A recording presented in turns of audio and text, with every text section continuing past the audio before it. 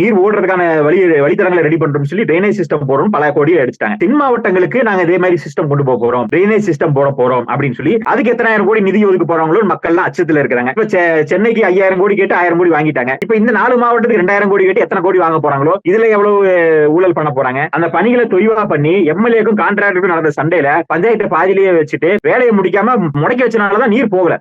சும்மா விட்டு இருந்தா கூட நீர் போயிருக்கும். கட்டுமானத்தை பாதியில விட்டதுனாலதான் முறையான அந்த நீர்வழி தடங்கள் இல்லாம பாதிக்கப்பட்டிருக்கு அப்படிங்கறத பாக்குறோம். இப்ப தென் மாவட்டத்துல பண்ணா நல்லது, ஆனா இவர்கள் நிதி ஒதுக்கி அதை எவ்வளவு இவர்கள் ஒதுக்க போறாங்க அப்படிங்கிறது தான் நமக்கு கேள்விக்குறியா இருக்குது. குறிப்பா சொன்ன மாதிரி இந்த ஏரி குளங்களை சரியா பராமரிக்காததுதான் மிகப்பெரிய ஒரு தப்பு. சரியா முன்னாடி எல்லாம் பாத்தீங்கன்னா இப்ப ஏரி குளங்களை பலப்படுத்துறதுக்கு அட்லீஸ்ட் மணல் மூட்டைகளை போட்டாது ஒரு கரையை வலுப்படுத்துவாங்க. ஆனா இந்த ஆட்சியில எதுவுமே செய்யல. தேர்தல் வரனாலதான் எல்லாம் போய்கிட்டு இருக்காங்க. இல்லைன்னா அதை பத்தி கவலைப்பட மாட்டாங்க. அது ஒரு வாரம் விட்டா அது பாடு நீர் வடிஞ்சிரும், பெரிய பேசு பொருள் ஆகாது, அப்புறம் பாத்துக்கலாம். தேர்தலுக்கு 2 ஆண்டுகள் இருந்தா நிச்சயமா யாருமே தென் மாவட்டங்கள் பக்கம் போயிருக்க மாட்டாங்க.